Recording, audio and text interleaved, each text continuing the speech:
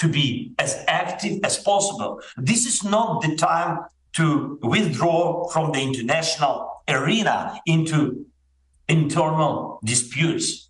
This is not the time to isolate ourselves. This is not the time to remain silent or pretend that terror on one continent does not affect global affairs. Everyone can help prevent the chasm between the world and peace from widening.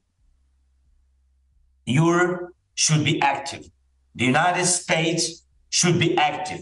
China, India, Arab states should feel how much can collapse if they allow terrorists to achieve their goals. Turkey, Brazil, and all of Latin America, Japan, Australia, Canada, African countries, Central Asian countries, Korea, Pakistan, Indonesia, the Caribbean, the Pacific states, everyone should be active in the defense of life and international law. We must not give terror a single chance.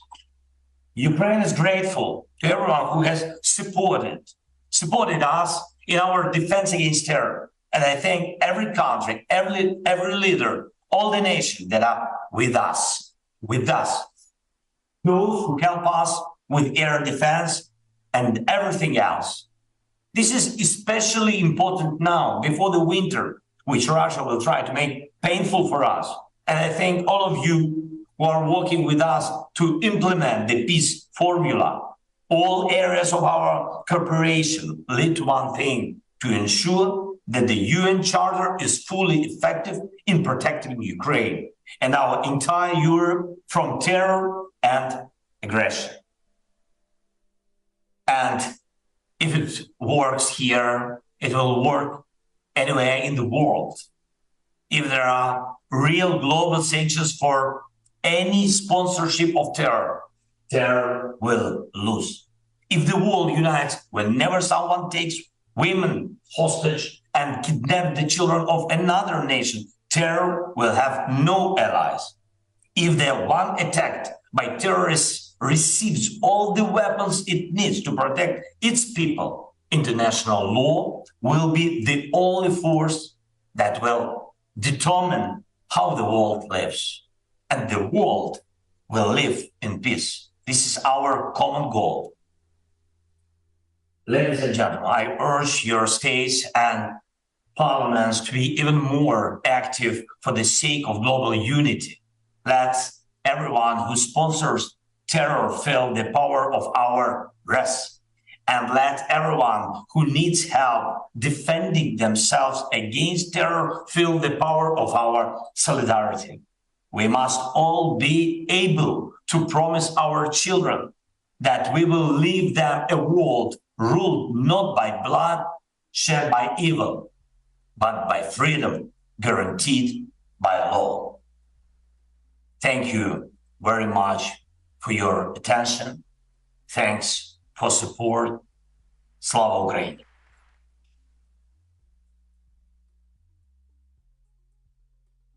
Thank you very much. Thanks.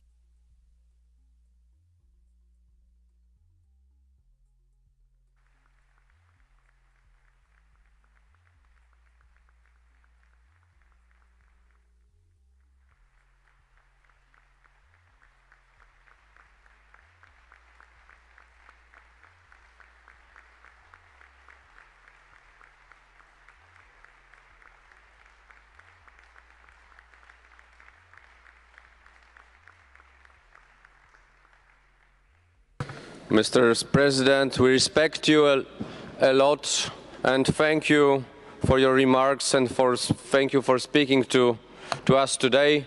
I would like to add on behalf of our Assembly, Slava Ukraini!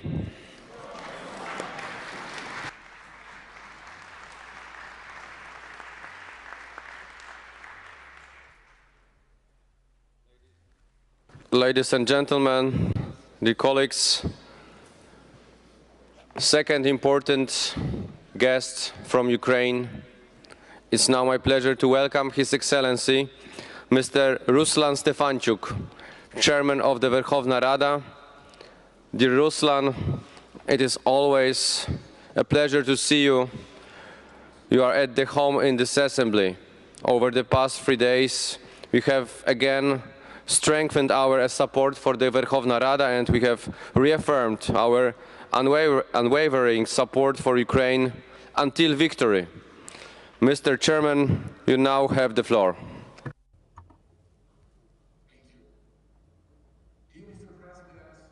Dear Madam Prime Minister, dear colleagues and friends, first of all, I would like to thank my dear colleague, the chairman of Folketing of Denmark, Mr. Zelenskyy, for the invitation to come to Copenhagen. Unfortunately, I had to change the participation format. However, I am convinced that our delegation will represent the Ukraine Parliament with dignity and responsibility in these difficult times. Nevertheless, I am pleased to address the esteemed Parliamentary Assembly. I would like to start by thanking the outgoing President, Ms. Garion Mailan, dear Joël. I'm glad that Ukraine has such a reliable friend, and I appreciate that under your presidency, the Assembly adopted many greatly important decisions for the future of Ukraine. I also look forward to congratulating the new president of the Nato Parliamentary Assembly, who will lead the Assembly in the face of serious challenges for the European Atlantic community. And I wish the new president strength and persistence. And of course, I convey my heartfelt gratitude to the entire Assembly for your unwavering support to my country against the backdrop of Russia's unjust and brutal full-scale invasion, which has already been ongoing for almost 20 months.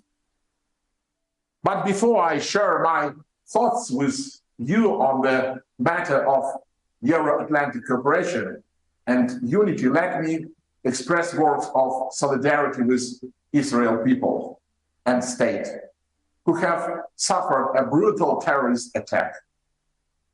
Evil, no matter where it manifests itself in aggression against Ukraine or attack on Israel, must be punished in all its formats.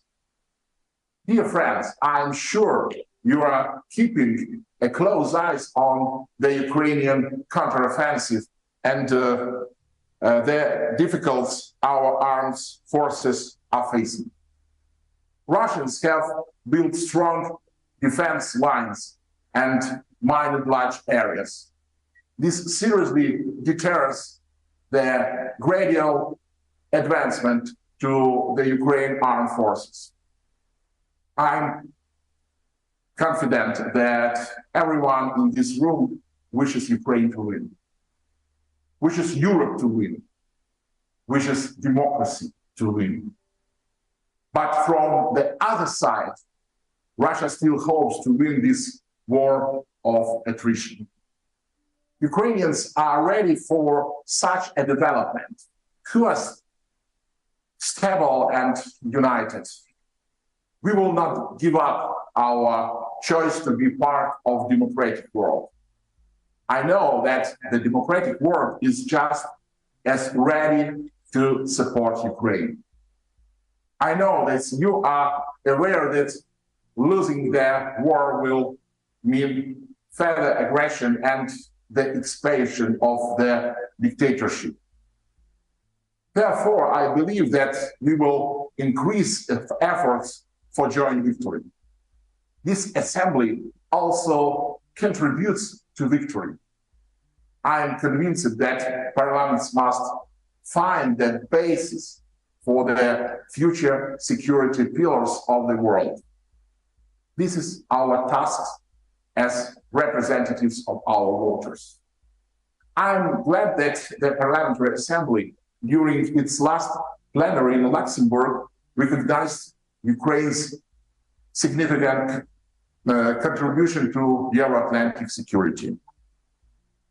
You emphasized that Ukraine's rightful place was in the Euro-Atlantic family, and called on the Vilnius summit to agree on the next significant step towards Ukraine's NATO membership. My words of thanks are also to the national parliaments, which also made their calls in support of Ukraine's membership in NATO. After the NATO summit in Vilnius, we should already start thinking about how we will together approach the NATO summit in Washington. Our goal is to achieve maximum progress and to be invited to join NATO at the next summit, where the alliance will celebrate its 75th anniversary. We encourage allies to reach a consensus on this matter.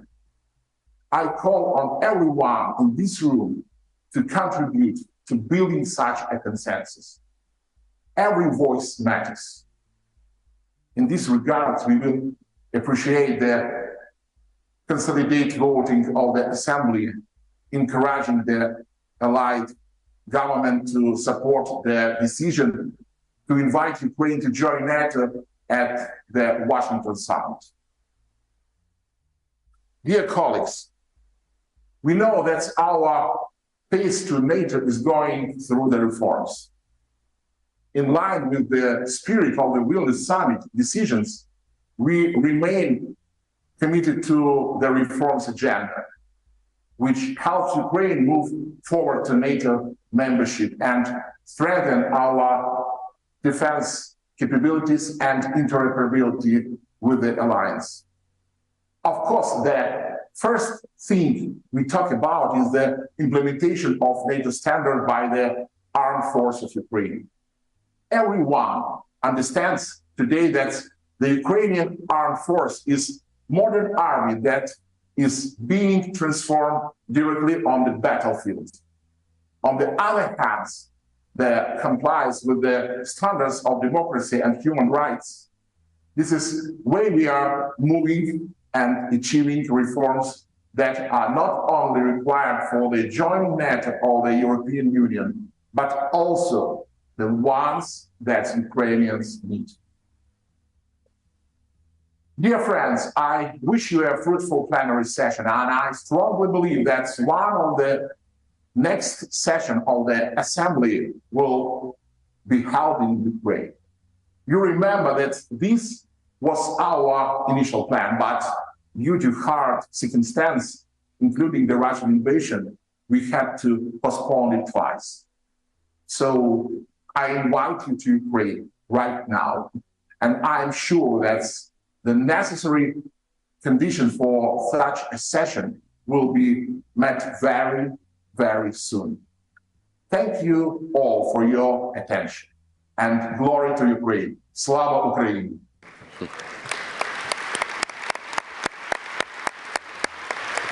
Glory to Ukraine and Slava Ukraini. For sure, our assembly will come to Kiev one day, and we will have our session in this beautiful city of Ukraine. I would like to thank also for the presence of the Ukrainian delegation here in Copenhagen.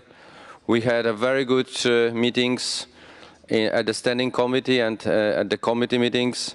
I would like to thank Yehor, Solomia and the other part of the delegation for the excellent work and for cooperation.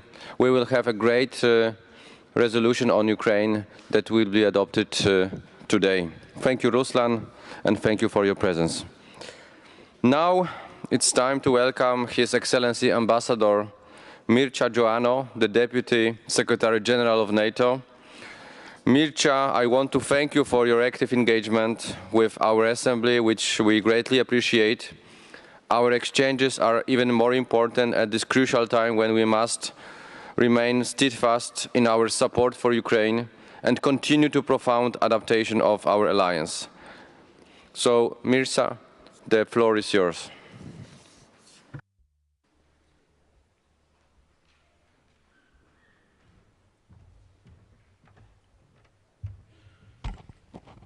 Thank you so much, Mr. President, dear Mikhail. Mr. Speaker, Excellencies, General Lavigne, ladies and gentlemen, it is my greatest pleasure to be with you all today. I always feel at home with the NATO Parliamentary Assembly as a former delegate myself. Secretary General, myself and our teams are looking forward to interacting with all of you also in the future. I would like to thank our host, the NATO Parliamentary Assembly, the Danish Parliament, and the Danish delegation. Denmark indeed plays a key role in our alliance. Your fighter jets patrol the east of the alliance. Your Danish troops are deployed on the eastern flank. You contribute importantly to our maritime deployments from the high north to the Mediterranean. And you're a driving force behind NATO's innovation agenda. Indeed, Secretary General Stoltenberg was recently here with Prime Minister Frederiksen to speak at the conference on quantum and to open a NATO deep tech lab for quantum technologies as part of Diana. Denmark also provides Ukraine with vital economic and military aid. NATO has, is, and will always rely on Denmark.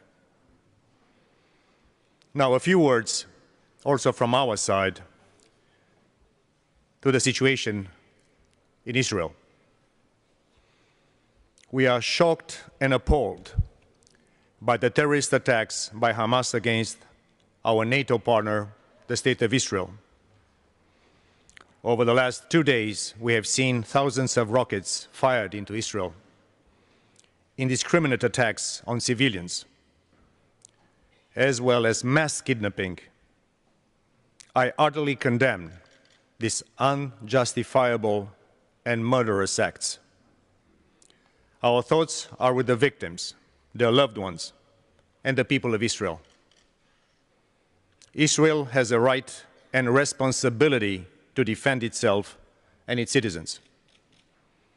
I'm also deeply concerned that the citizens of many other countries, including several NATO allies, are among the killed, wounded, or kidnapped ones. The national authorities concerned are doing all they can to help their citizens in such a difficult situation. I was in Israel just 2 weeks back. I met with the President, the Prime Minister, the government. I met the young entrepreneurs. I met the people of Israel. I know that they have all the energy and the talent, and the future of Israel will continue to be bright. And I know that this country will overcome this difficult situation. And I applaud and thank all the other leaders who have expressed the same words of condemnation and support. It was also an honor to follow President Zelensky and my good friend, Ruslan Stefanuk, the chairman of the Verkhovna Rada, in this meeting here in Copenhagen. Last week, I chaired a meeting of the new NATO-Ukraine Council, where we're working together as equals to take forward decisions taken at the Vilnius summit, and indeed preparing the decisions for the Washington summit of next year. Later this week, the NUC will meet for the first time at the level of defense ministers with Minister Umerov. The free world stands with Ukraine. NATO stands with Ukraine. And I stand with Ukraine. The rightful place, thank you. And I hear only the same words of commitment from all of us, that the rightful place of Ukraine as an independent sovereign nation is with the Euro-Atlantic family and as a full member of our alliance.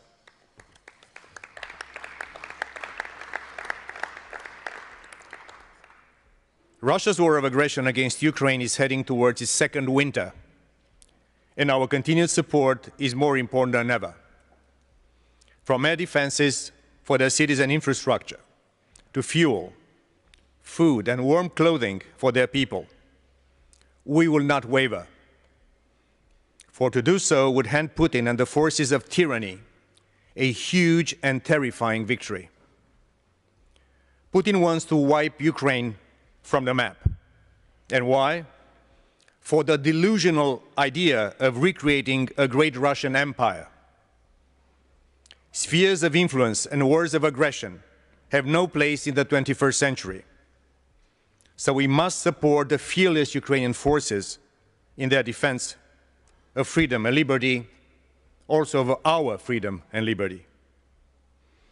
Together, allies have provided Ukraine with tens of billions worth of high-end military equipment, from anti-tank weapons to advanced artillery, as well as tanks, missiles, and air defense systems, and soon F-16s. I'd like to thank Denmark and the Netherlands and many other allies for leading these efforts. Through NATO's comprehensive assistance plan, allies have also pledged over 500 million euros for short-term critical non-lethal aid, including fuel, winter clothing, medical supplies, and demining equipment. At the Vilnius summit this year, allies have also agreed a comprehensive program for ensuring that the Ukrainian armed forces are becoming fully interoperable with NATO. This is a strong and enduring message of hope for the troops on the front lines, for the millions of Ukrainian families displaced from their homes, and for the children of Ukraine who deserve to grow up in a free country, able to follow their dreams and live the lives they choose. Ukraine is pressing forward.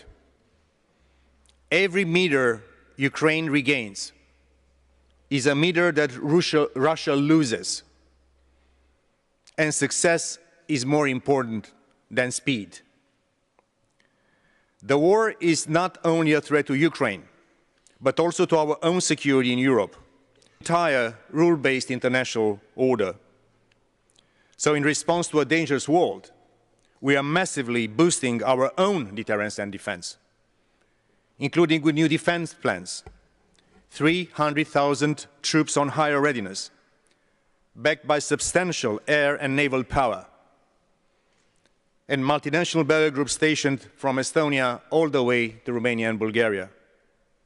We are also ramping up the production of weapons and ammunition through the NATO Support and Procurement Agency, which, by the way, is lending technical support for a similar agency in Ukraine as we speak. Allies and partners have signed contracts worth of 2.4 billion euros to increase ammunition stocks, including 1 billion euros of firm orders. We are investing far more in defense. 2023 will be the 9th consecutive year of defense spending increases across European allies and Canada.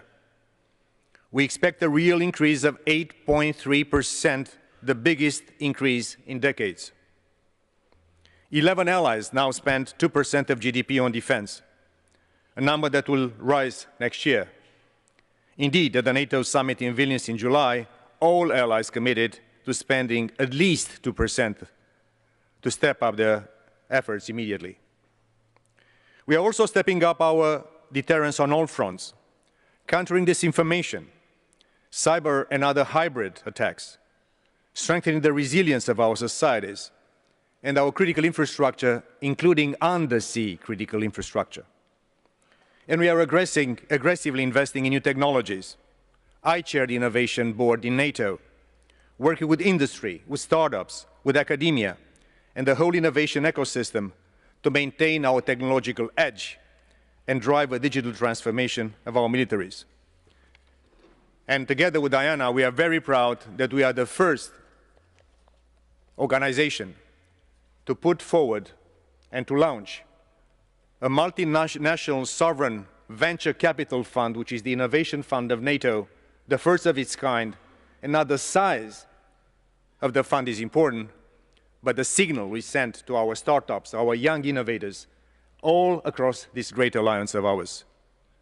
And I also want to recognize here one of NATO's strategic commands, Allied Command Transformation, ACT Norfolk, Virginia, which is leading NATO's digital transformation. And let me use this opportunity to recognize a great military leader, General Philippe Lavigne, NATO's Supreme Allied Commander Transformation, who you will hear from later. Cher Philippe, mon général, tous nos Philippe, my General, we recognize your work. We have just published strategies on artificial intelligence and autonomy. We are working on ones for other key technologies: quantum, biotechnology, human enhancement, space, new materials, and every single new policy from NATO on emerging disruptive technologies are having and will always have an ethical dimension of their use.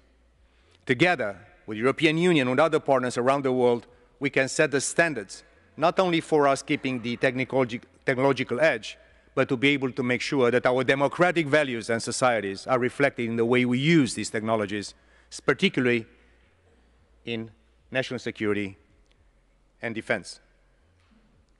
European Union is a key partner. Other nations and organizations are partners in this great effort.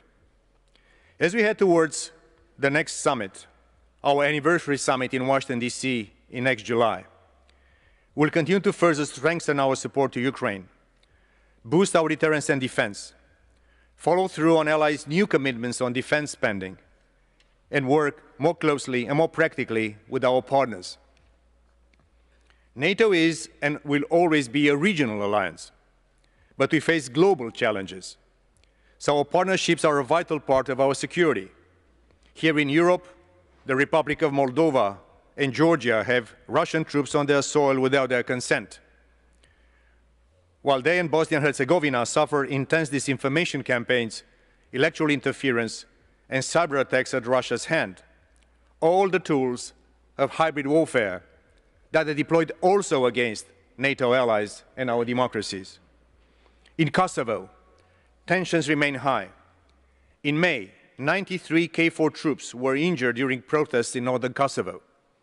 Last month, a Kosovo police officer was killed. This is totally unacceptable. Violence risks setting back the whole region.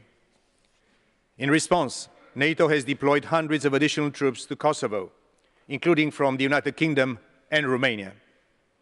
KFOR works to maintain a safe and secure environment and freedom of movement for all communities in Kosovo. To the south, our partners in Africa and the Middle East face the ever-present threat of terrorism, but also a growing Russian and Chinese influence.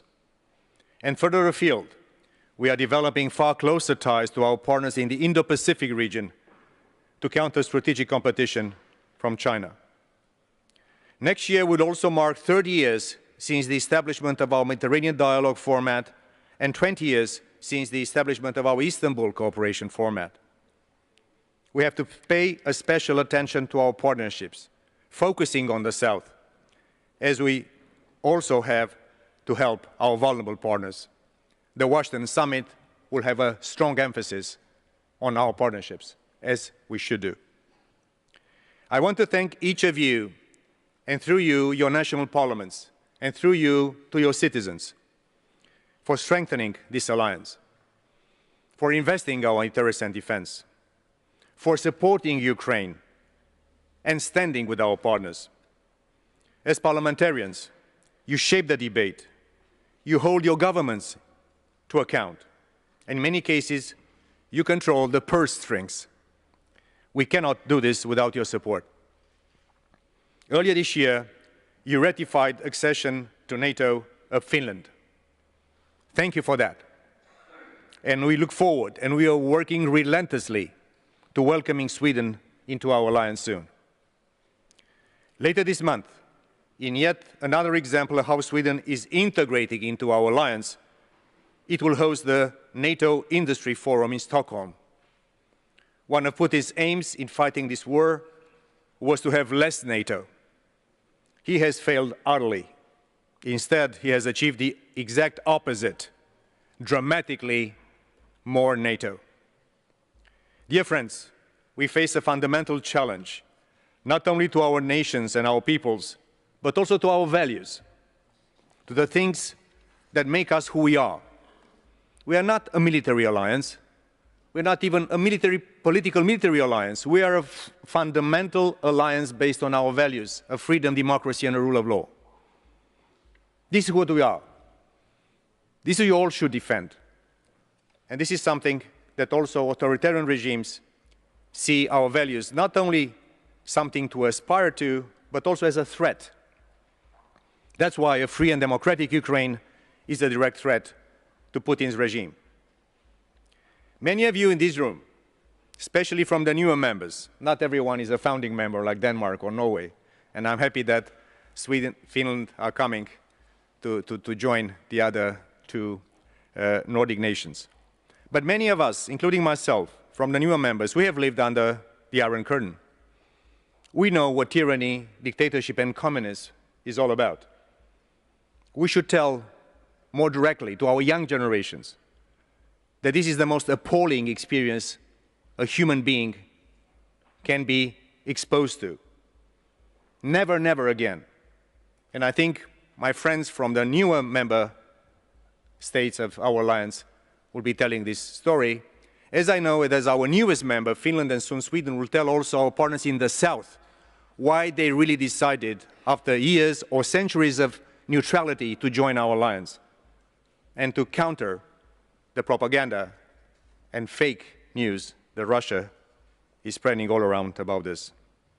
Living in open, free, democratic societies is a blessing, and this alliance is also about protecting our way of life.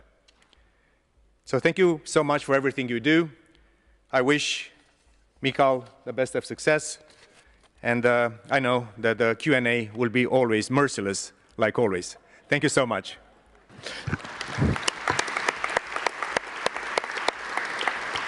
Mr. Deputy Secretary General and dear Mircea, thank you for your leadership. Thank you for putting the meaning of partnerships very high. I want to say that yesterday the Standing Committee has decided to strengthen our partnerships in many aspects. So we follow your recommendation. And now, anyone who would like to ask the Deputy Secretary General a question after his address, please raise your hand as soon as possible. I should warn you that we already have a large number of questions. It is highly unlikely that I will be able to go through all the questions.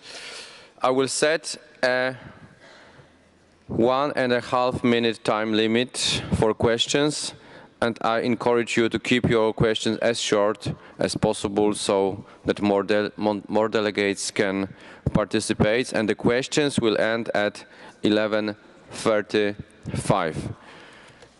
We will start the question session. The first is Nicu Falcoi, Romania, Vice President.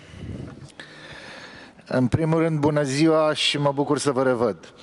Dear Mr. Deputy Secretary General, NATO has the first alliance to develop its concept of ensuring military technological superiority in the face of hybrid threats, developments of disruptive technologies, and the development of strategic industrial partnership with competitors such as China. The alliance has been at the forefront of the race of maintain of a strategic advantage in various cutting-edge areas. The war in Ukraine and the latest incident at the borders of Romania and Moldova regarding the debris of fallen missiles and drones raised the following question.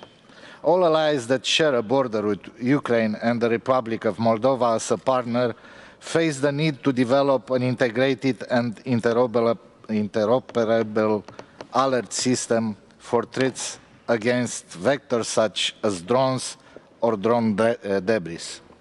What can NATO do about it? How can we better coordinate with Ukraine to reduce the risk of these drone debris? Thank you. Thank you, Nico. I'll group the questions, and I will ask for the next 3 questions. Julie Jerovic, Canada, Head of Delegation, Mimi Kodeli, Albania, Head of Delegation, and Theo Frankel, Belgium, Head of Delegation. Julie. Thank you so much, Mr. President. And I just want to start off by also indicating very strongly that Canada unequivocally condemns the multi-front terrorist attack against Israeli citizens by Hamas. As Prime Minister Frederickson said this morning, there's absolutely nothing that justifies this violence. So wanted to start off with that. Deputy Secretary General, thank you so much for being with us today. It means a lot to us to have you here with us. We know that in July, the Black Sea grain deal was not continued. And we know that food insecurity continues to increase. And my question to you is, can you talk to us about what steps are being taken to find a way to move forward on finding a new Black Sea grain deal? Thank you. Thank you, Julie, Mimi, and Theo. Thank you, President. Thank you, Deputy Sec Gem. I'm very pleased to have you here again. Well, first of all, I would like to admit that Albania firmly condemned the barbarian terrorist attacks on the Israelis, and we are all together, same will to fight against terrorism. As we are talking terrorism, I think that terrorist attacks happen in our region as well. Not far from here, not far from today. So I will come to the question. As we all know, NATO has added more KFOR troops on the Kosovo territory. In my opinion, we are present with troops everywhere just because we failed diplomacy, negotiations, talks, discussions. So we fail human approach. After so many years, I would like to have, instead of shrinking, instead of shrinking the number of troops, we're adding more troops in the Balkans. So more precisely in Kosovo territory. So do you have any plan? It's my question. And if so, to share with us for how many more years this mission will stand, and we need more and more troops rather than, going on the other direction, just having less and less troops there, so we can solve the problems in a very peaceful way, as we all would like to do. Thank you. Thank you, Mr. Deputy Secretary General. Thank you for your speech and your warm words of support for Ukraine and Israel. And Belgium absolutely condemns the awful terrorist attacks from Hamas to innocent Israeli citizens, women, children, cruel attacks of the last days. President Zelensky, he said today, we need to keep fighting against evil, Deputy Secretary General. And he made a parallel between Ukraine and Israel. It brought the president to one crucial insight: the evil role of the Ayatollah regime in Iran. They are delivering shaheeds to Russia. They are financing terrorist organizations like Hamas and Hezbollah. And I ask you in Luxembourg, and I ask you again, when will NATO take a firm stance against the Islamic Republic of Iran? We need to put the IRGC, the Revolutionary Guard, on the terror list.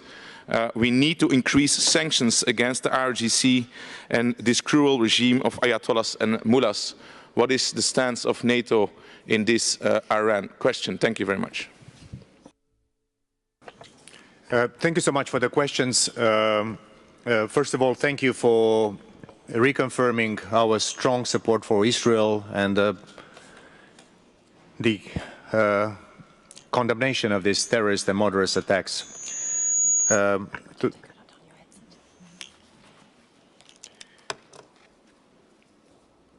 To Nicu Falcoi, and thank you so much, mulțumesc pentru întrebare. in Vilnius, our leaders also approved, upon the exceptional work of our military commanders, the most ambitious and transformative deterrence and defense planning, force structure, command and control, multi-domain operations, including air and missile defense systems. And I applaud our Baltic allies for encouraging and pushing forward for also a rotational air and missile defense systems, especially on the eastern flank. So my answer is that now we have to make those plans executable, implementing them, putting also the money where our mouth is, and making sure that our military leaders and also our political leaders, all of us, are basically just implementing what we decided. The three regional plans, Nordic, Central Europe and Southern Europe, and in the case of Romania and the Black Sea, that's Black Sea and Mediterranean Sea. We are working with Admiral Munch, we are working with our SACEUR, we are working with governments in the region. I also want to applaud the decisions by Italy in their battle group they lead in Bulgaria, and our French allies in what they do in Romania, because this Black Sea situation continues to be complex. So my answer is we have to invest more, and if we fully implement our regional plans, all these concerns that are legitimate will be taken care. And this is something I know that my home country of Romania will also be actively participating in. Julie, thank you so much for the question on the Black Sea grain deal and the. You know, Russia is such a systematic, barbaric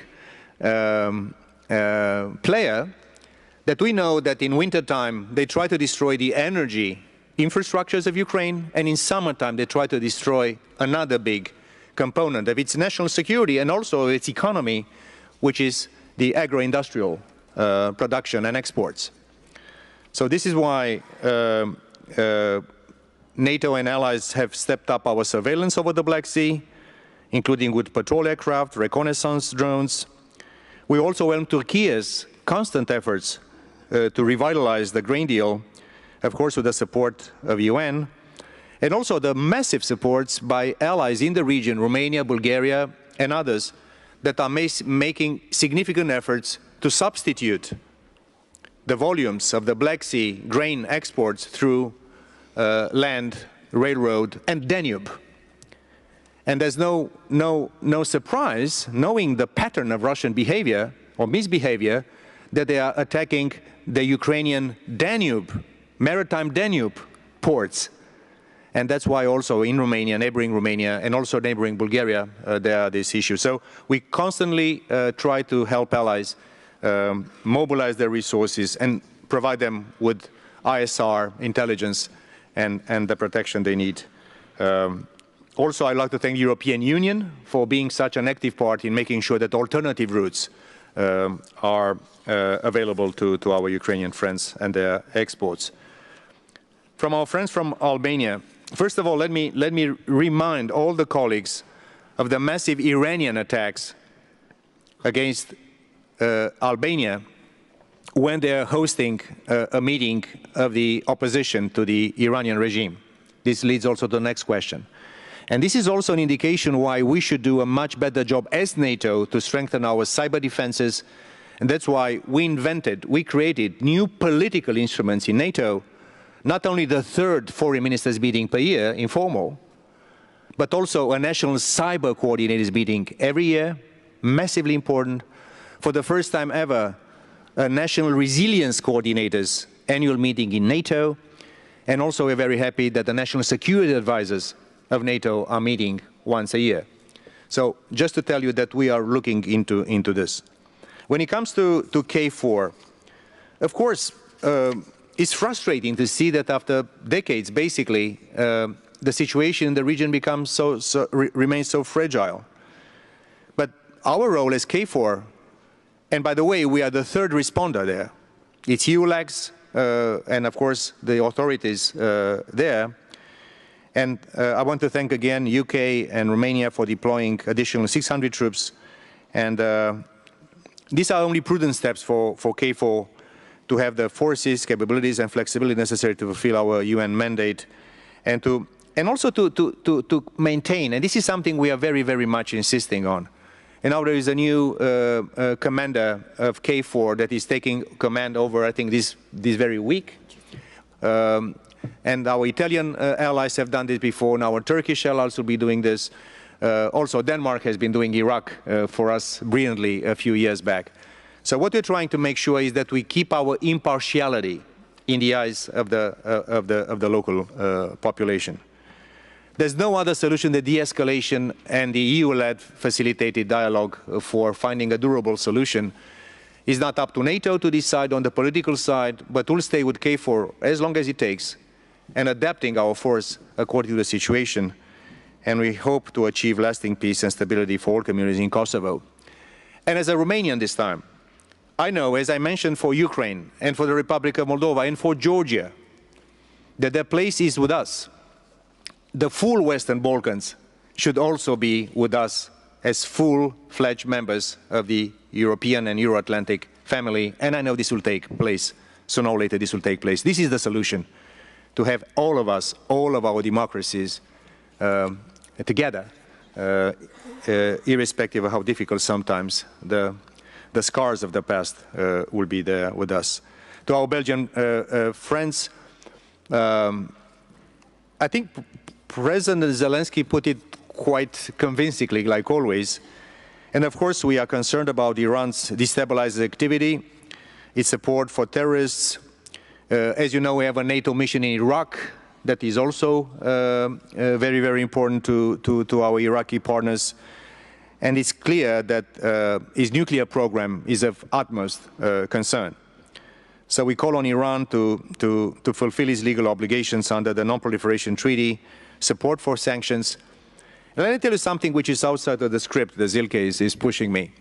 There is also something quite important happening in the Middle East.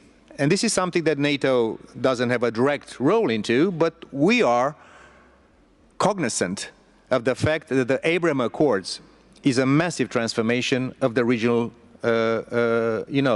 architecture and I'm not here to have suppositions, but I'm just know, while visiting Israel recently and seeing the meeting between President Biden and Prime Minister Netanyahu on the UN General Assembly margins, that the idea of a deal between Israel, Saudi Arabia and the US would also be a game changer. And this is probably also one of the calculations of Iran in making sure that this thing does not happen.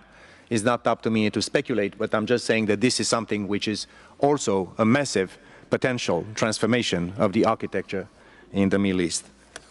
And thank you for, also I remember the question in Luxembourg. In Sofia, we'll see what will happen. Thank you so much. Thank you, Mircea. And now we'll go to the next group of speakers. The first is Jerry Connolly, United States, our former President of NATO PA. Second is Andronius Azubalis, Lithuania. And third, Ante Bacic from Croatia. Jerry, the floor is yours. Thank you, Mr. President. Chair, welcome back. And let me just say how much we appreciate your commitment to and support for and advocacy for this body. And I'm sure having been a member of this body helps. But it really is important that there be an organic relationship between the parliamentarians who represent the constituent members of NATO and NATO itself. And I think you've been a key part of that bridge, and we really appreciate it. And we appreciate your availability to us always. You know, when we hear from NATO spokespeople, up to and including the Secretary General, even though one member of NATO has so far blocked Sweden's accession to this body, nobody feels self-conscious about saying, and we hope soon, Sweden will be a member.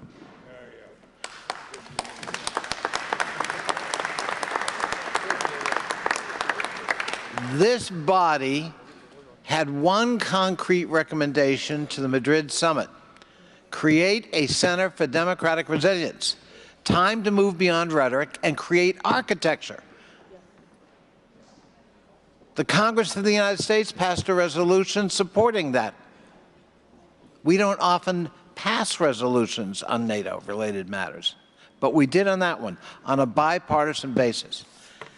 So help me understand why we can talk about Sweden being a member of this body, as it should be, irrespective of the fact that one member of the body is blocking it. And 30 of 31 ambassadors have agreed to the idea of creating a Center for Democratic Resilience, but we never hear NATO officials embrace that idea, even though only one member now stands between us and that idea. When are we going to start to hear from the Secretary General down the embracing of what we all say we subscribe to, shared democratic values? When are we going to put that into concrete action by actually creating architecture to operationalize that, to promote that, to defend it, to advocate for it? Thank you. Thank you, Jerry.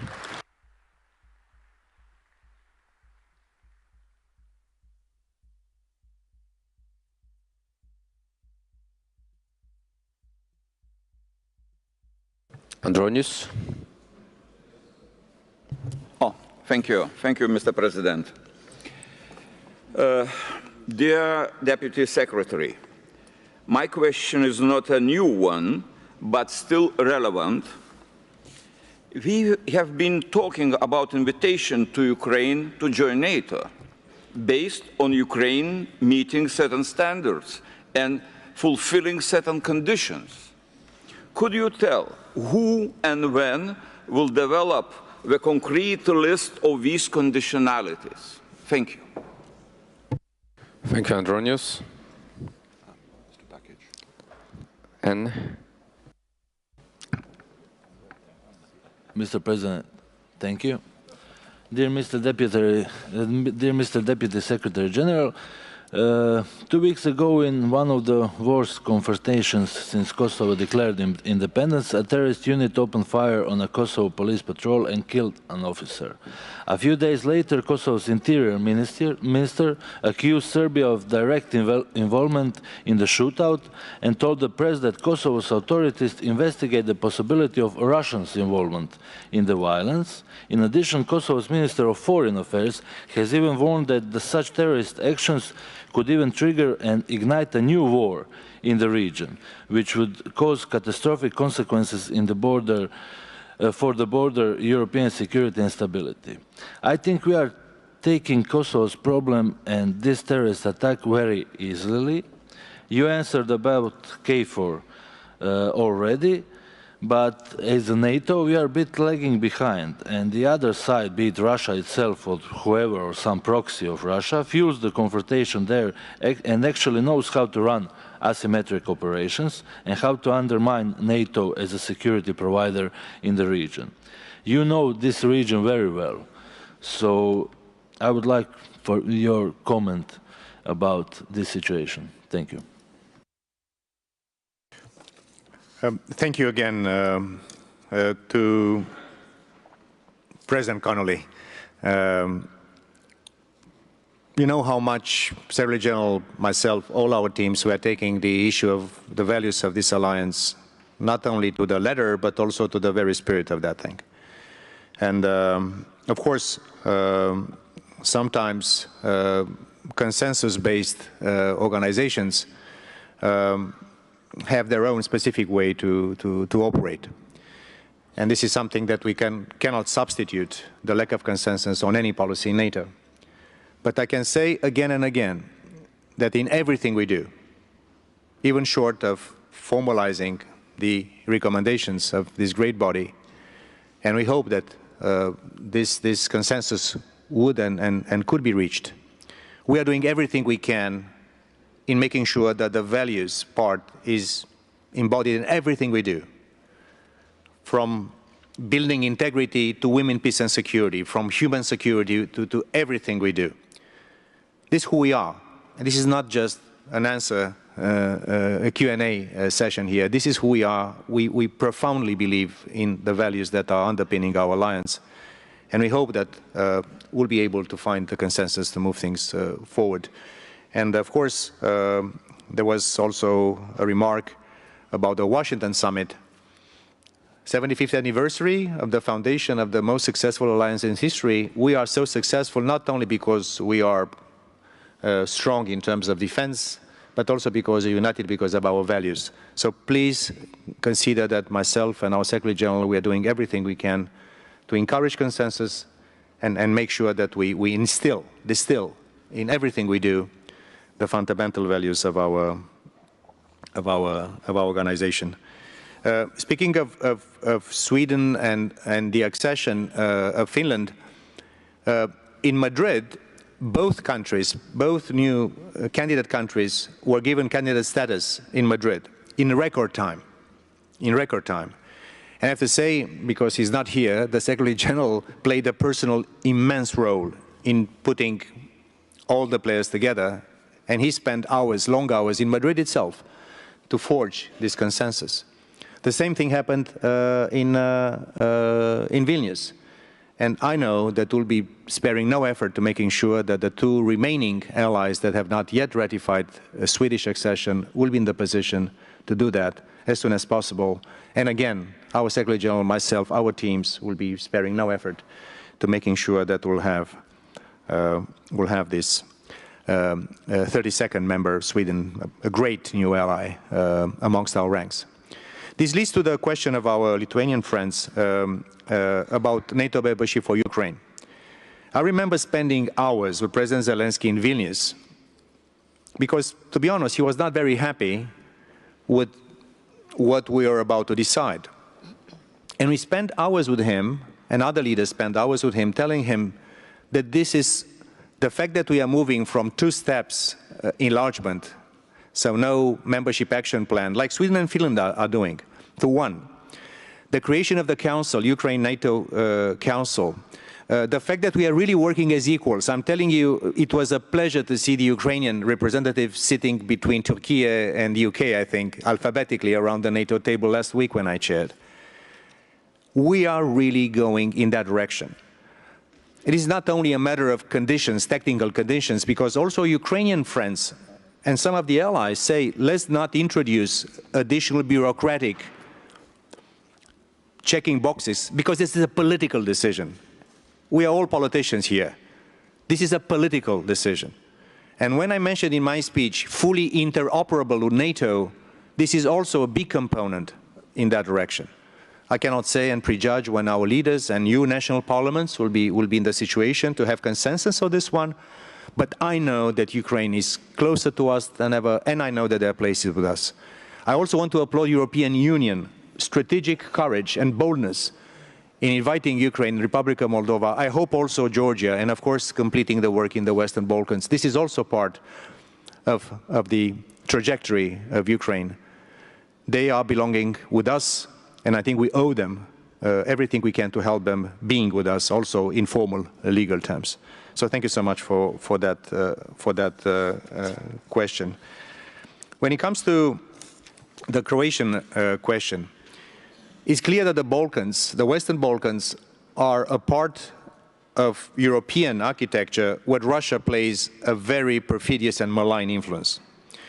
We have no evidence, direct evidence, through our intelligence, at least at this point, that there is a direct connection between what happened recently in Kosovo and Russia per se. But it's clear that there is some form of coordination among national or non-state actors, like the ones we have seen perpetrating these attacks. We also know that our allies and our partners in the region, they need our help more than ever. Because this hybrid toolbox is used against the Republic of Moldova like never before, short of military intervention, and the second part is Western Balkans when they use this many things they have. So we're counting on our allies in the region who know the region well. I know the region well. I care about the region well. I remember being chair of the OSCE, helping our North Macedonian friends keep the country together, and look that they are with us today. I know that this region will also be part of our family. And we keep a very, very vigilant eye on all interferences and influences in the region. And thank you for the questions. Thank you. Next group, Matej Tonin from Slovenia, Njal Friedbertsson from Iceland, and Anne Jeanette from France. Matej. Thank you, President. Deputy Secretary General. So Ukraine, Israel, Nagorno-Karabakh, Kosovo, and many places in Africa are right now hotspots where conflicts are intensifying. Capable and strong defense forces are the best deterrence, and strong deterrence is the best guarantee for peace and prosperity. But for building strong and reliable deterrence, defense spending is crucial. In the past, we had a Well Summit where we promised each other that we will reach 2% of GDP until 2024. The result is only 11 members reached this goal. We had a summit in Vilnius where we promised each other that we will spend at least 2%. So, in accordance with the past experience, how we can believe that this time we will fulfill our promises? My question is, will NATO Secretariat develop a tool where it will be able to assess the realistic approach of member countries to reach this 2% goal?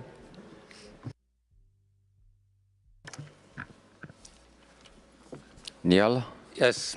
Over here, Dear Mr. Deputy Secretary General, I'm the rapporteur of a report on the protection of critical maritime infrastructure.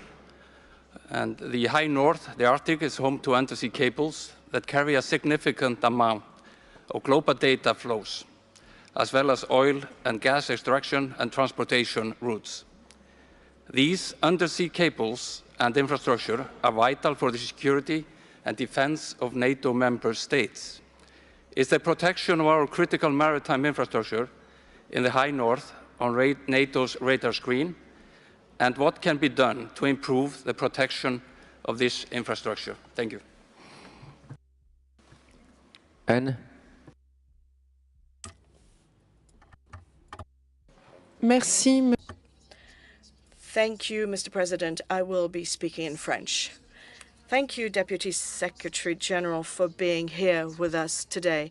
Allow me to say that the French delegation condemns in the strongest possible way the attacks of Hamas on the State of Israel, and we fully support the State of Israel.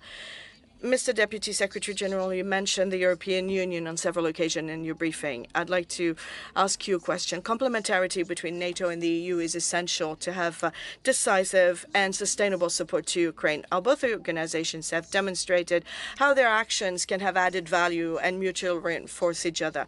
NATO has focused on collective defense and deterrence and defense and stronger defense of its eastern flank and in the Western Mediterranean. The European Union has been able to mobilize sanctions, support to its partners, and the coordination of material support to Ukraine. On the 10th of January last, the third declaration between NATO and EU was signed, and this is my question, and it reaffirmed a more operational defense, strengthening global security and transatlantic link, and a need for interoperability with NATO. A roadmap to translate the commitments of that third declaration seems to have been sent to the NATO IS. Can you tell us when that roadmap will be implemented and what it will entail? Thank you. Pour la question. First, to our Slovenian friends and allies, on defense spending. I'll give you a political/strategic answer. The difference between Wales and Vilnius is that the world has changed. That Prime Minister Frederiksen said that we are naive. Probably we thought that lasting peace is with us for decades. It was not. We all believed and we all collected the dividends of peace. That's why this big asymmetry between what our US allies and other allies will be doing for decades. This time is different, not only because our leaders undertook a solemn obligation in Vilnius, but because the situation requires that from us, to defend us, to help our Ukrainian partners, and to be able to cope with the new definition of security. It's a different world. And national security and defense costs money. And we just cannot do without that. And I know that this will be the case. As you know, the most, I would say, influential public tool the Secretary General has is the annual report on defense spending by all allies. It's public, 2% and 20%. I also have to say something which is not that in the headlines, that in our new cycle of NATO defense planning, our NDPP cycle, all these commitments, more forces, more technology, more multi-domain, more space and cyber, everything we'll do will be part of the NATO defense planning. This adds to the regional plans that we have approved in Vilnius, and also General Lavinio and his team are conducting the NWCC, which is the digital transformation and the adaptation of NATO to new technologies. So the only thing I'm not that concerned that allies will not be living up to their commitment. The concern that we should have that we spend the taxpayers' money properly, efficiently, and coherently. And not only as allies individually, but as an alliance collectively. And this is also economy of scale. This is also better spending. And this is why we are so confident that this alliance all allies will be living up to their commitments.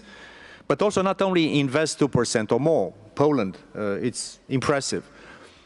Or Iceland. They have no military forces, but they are so active in supporting Ukraine with military transport, with infrastructures that they host. So all of us will need to do a better job. We'll have more money, but we have to make sure that that money, which is difficult money from our taxpayers, is spent properly, wisely, and coherently. And I know that NATO will play its role in making sure that this really happens. To our Icelandic friends and allies, I'm very grateful to Norway and Germany when they came forward, I think one year ago, Silke?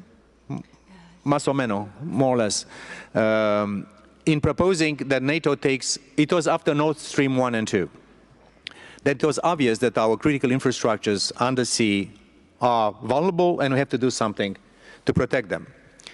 And I remember I chaired the North Atlantic Council where we invited the CEO of the Swedish electrical company, the CEO of the Norwegian oil company, and the chief engineer of Google, the largest owner of undersea fiber optic cables in the world.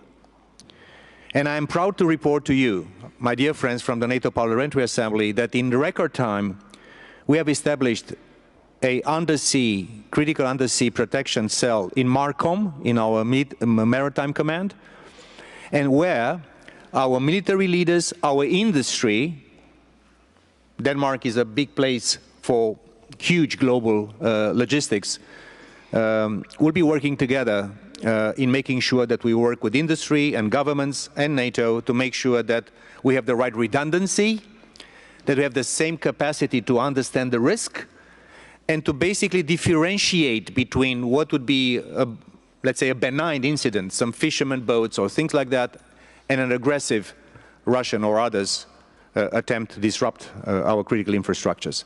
So I'm just happy to report to you that in record time, we've been adjusting to this new situation.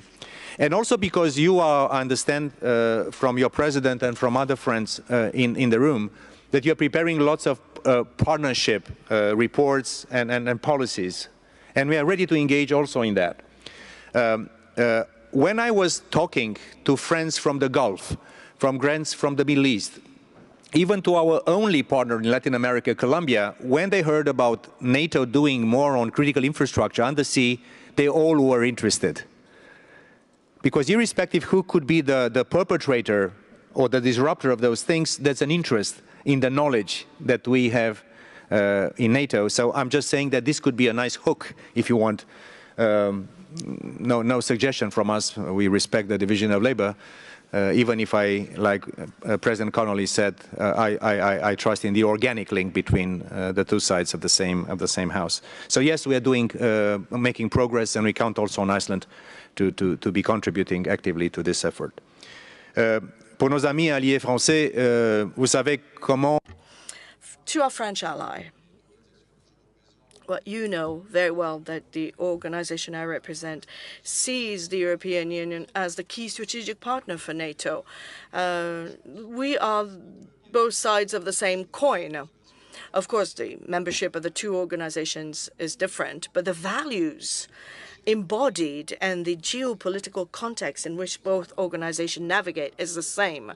Therefore, we do need a very strong transatlantic link, but we also need a strong role to be played by the European Union in the constellation and in the efforts we make. I am extremely proud that President Ursula von der Leyen and our SecGen managed to sign a third joint declaration in which we have 5 new areas of activities: cyber resilience, new technologies, space, climate. Climate and security is one of the main issues for NATO, and there the EU has specific tools, and this is why in Brussels about 3 months ago we had a meeting between Frans Timmermans before he left his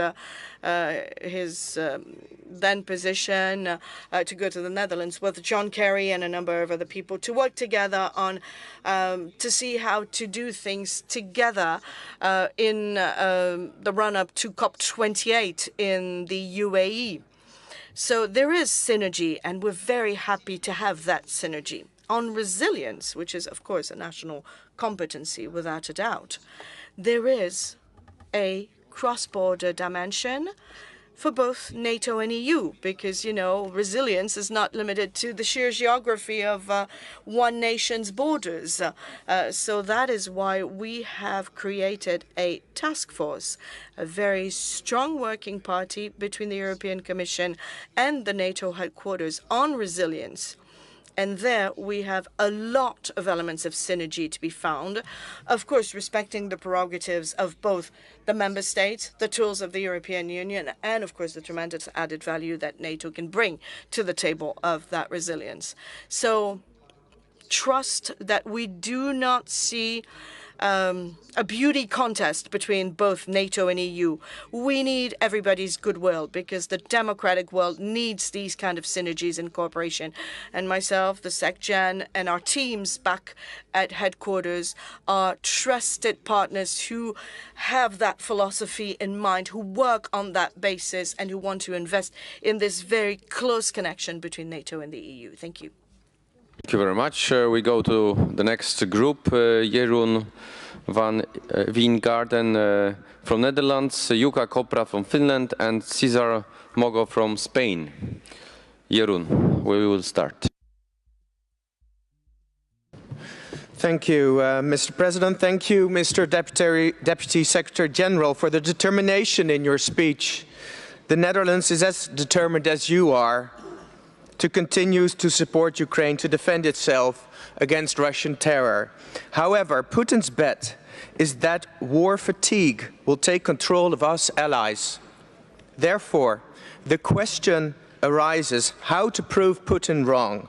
Shouldn't we give a more long-term reassurance to Ukraine with a longer time horizon, or better, no time horizon at all? I'm looking forward to your answer. After all, what we need is a relentless pursuit to a victory for the rules-based order, a victory for peace, and finally, a victory for Ukraine. Slava Ukraini.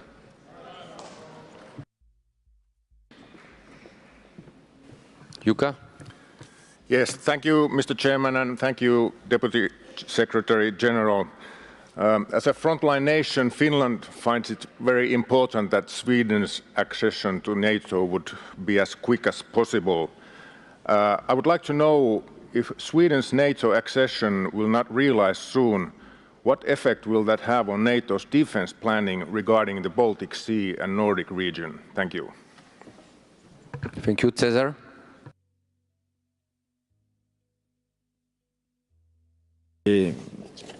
Hablaré en español.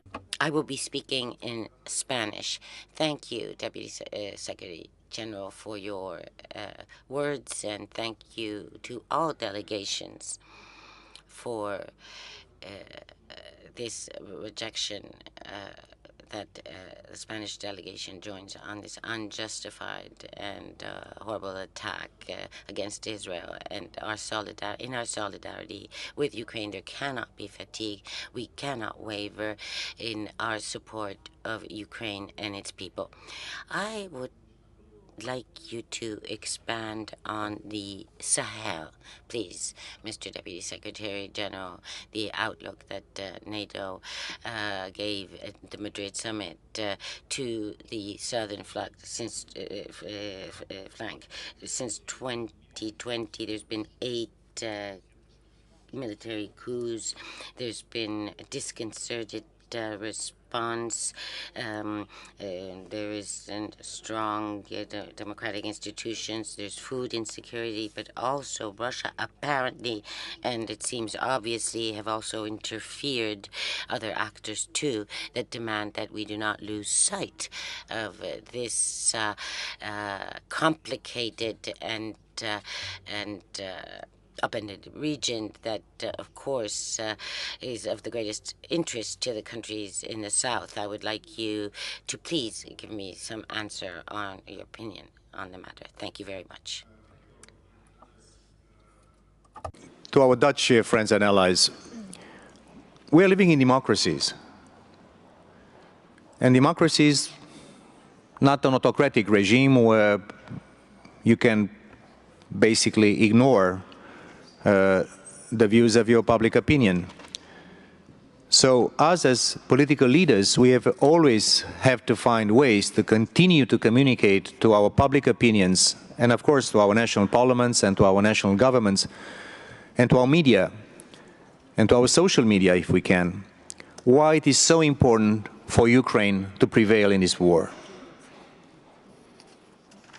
And this is a case to be made. For the ones concerned about the rise of China, there is an obvious argument that China is watching carefully what we do and what we don't do, what we are committing to be doing and what we are not delivering upon what we commit to be doing. Because everyone is watching Ukraine not only with the lenses of European security, as we do, that's our job, but also through the lenses of the world order in the making or in the remaking as we speak. This is also important when it comes to whatever ideas China might have in the South China Sea, when it comes to Taiwan. If we had these difficulties with Russian gas and cutting or finding alternatives to Russian gas, imagine what would happen if a semiconductor industry in Taiwan would be disrupted from the world economy, what that would mean. So I'm not improvising here arguments, but I'm saying that Ukraine is important morally, strategically, politically in itself. But the consequences of the way in which we support and Ukraine prevails, or God forbid, fails in this war, will have global consequences, not only for us, but also for the rest of the world. We always say what is happening in Europe today could happen in East Asia and the Pacific tomorrow.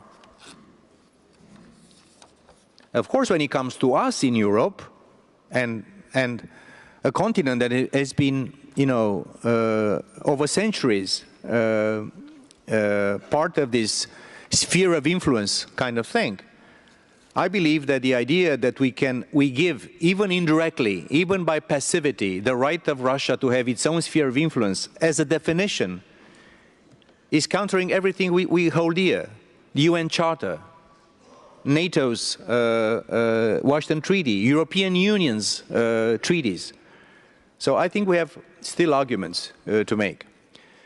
Winter is coming, which is no surprise, not only in Ukraine, but also in Europe will be probably, again, a conversation about inflation and energy prices. So this will not be an easy conversation for us. I hope and I know that we'll be able to prevent war fatigue, but we know that it's more difficult for us to keep this level of commitment than it is for the other guys to do the same. So the sooner we anchor Ukraine into Europe and to the Euro-Atlantic family, one or another, I think this will also be an important dimension of that issue.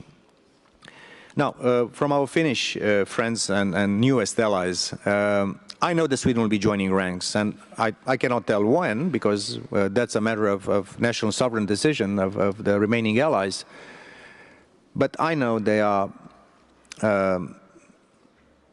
invited to every single council I chair or Secretary General chairs. They're becoming more intimate as we speak. I mentioned the NATO Industry Forum. So I would say that they are so close to us that now it's more of a political, final, important steps for them to be formally part of the alliance. But I think in spirit and in practical terms, they are already very close to us. And of course, the Baltic Sea and the Nordic Sea, the North regional plans, the northern part, will be taking the important role of Sweden and the one of Finland into the new equation. That's massively important for us. So we have keep full confidence, and we work relentlessly. The Secretary General is investing a lot of his political capital and time to making sure that we get this 32nd ally on board as soon as possible. Para los amigos y aliados españoles, I mentioned in my speech, and for our Spanish allies, is something which is, in my view, in our view, is immensely important to our security. And I'm applauding the fact that many of the allies, including in Madrid at the summit, including in Vilnius, they re-emphasize the importance of this part. I will make one comment. I mentioned the Mediterranean dialogue. In Madrid, our leaders took a very important decision to help Mauritania with a defense capability package, DCB package. I can say here, because you also have the strings of the purse, indirectly at least, that we have not delivered yet on our promises that our leaders took almost 1.5 years ago back in Madrid to Mauritania. The only country probably in the Sahel that is still solid, relatively solid, and also willing to work with us. So I think we have to do much more. I'm not here to plead for NATO in the Sahel. It's complicated, but I'm saying once we have a partnership with our, let's prove them, as Prime Minister Frederick said, let's really show that our offer is better than the other one. There's still a lack of coordination between what we do nationally and multinationally, EU, NATO, parallelly. The other thing that I would like to mention is the fact that, especially now with the situation in Gaza, and also we see Hezbollah trying to do also damage from the other side. We have 4 joint partners between NATO and the EU. The Republic of Moldova, Bosnia and Herzegovina, Jordan, and Tunisia in the south. Nothing should stop us to work together, and nos amis alliés ont mentionné ça, as mentioned by our French allies, try to showcase in Jordan, in Tunisia, in Mauritania, where we have partnerships today, that we can do and we should do much more. And I really hope that in the summit we have in Washington will be putting not only more language, but also more money, and also more coherence, and also more real commitment to these countries. I mentioned terrorism, I mentioned climate change and security, you mentioned food security. Migration is still a huge challenge that is coming, and politically speaking is such a sensitive issue for us in Europe or America. So I'm just saying that we should try really to do not only write papers, have final communiques, but really help them become stronger and less fragile. And I believe that on the way to the Washington summit together, we'll be able to really show our southern partners that we are really living up to our promises, and we understand the geostrategic consequences of not doing enough in the south as well, as we do for Ukraine, as we do when it comes to China, new technologies. That's also a very important part of the Washington Summit decisions, I hope. Okay, I invite now Joe Wilson from United States to put his question. Also, after that, Alberto Losacco from Italy and Aki Matilda Högdam from Denmark. Mr. President, what an honor to be here. And it's actually been so reassuring, Secretary General, Mr. President, everyone, the Prime Minister, the Speaker. Indeed, we're in a conflict of dictatorships, rule of gun, opposing democracy's rule of law. And this weekend, it's really become clear with the murderous attack on Israel. It's really inseparable from what is occurring in Ukraine. But sadly, too, the Chinese Communist Party has plans with the largest military peacetime buildup in history. And so we need to be ever prepared. I'm really concerned about fatigue, indeed, but sadly in America, we have persons who believe that the Atlantic Ocean, the Pacific Ocean is sufficient for isolationism. And so we need your help. And one way to do that is for every country to achieve their 2%. Because the people, quote, on the other side, the isolationists say that our allies are not pulling their weight. And then we have countries that are making a difference, Turkey, with their efforts to promote grain. So with that, in lieu of a question, it's just been so reassuring to see so many extraordinary people make it very clear that we stand with Ukraine, the people of Ukraine. Thank you.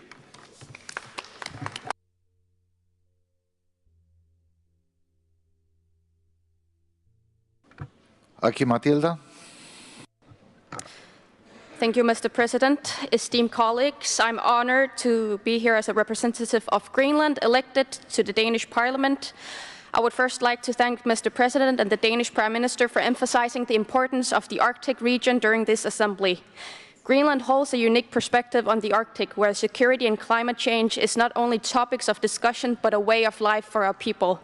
Today, I stand before you with a sense of pride and unity, as we have the privilege of hosting the NATO Assembly with the Greenlandic national parliamentarians among us as observers for the first time in history.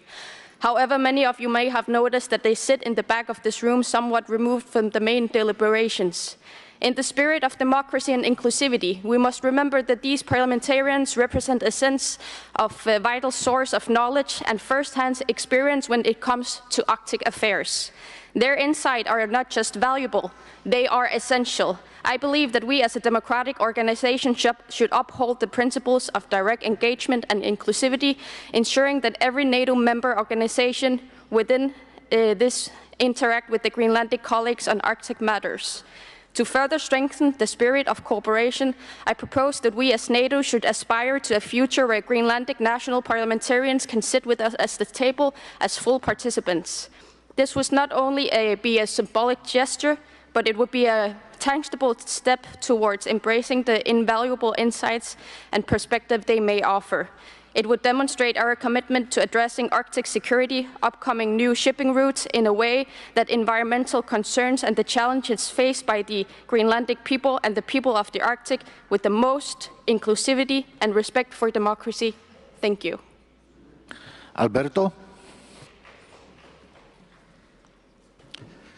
Thank you. I will speak in Italian, but first I think Ms. Herziana for the reference to the Italian commitment in Bulgaria. La guerra all'Ucraina ovviamente. War in Ukraine obviously required us to focus on strategies of the alliance on the eastern flank. Currently, our attention is focused on the Middle East with the attack against our partner Israel, which Italy has also promptly condemned. We cannot make the mistake of neglecting, however, what's happening in Africa, particularly in the sub-Saharan area. As was often stressed by the alliance, this shows that the southern flank is an essential area. Niger was the last country which had not been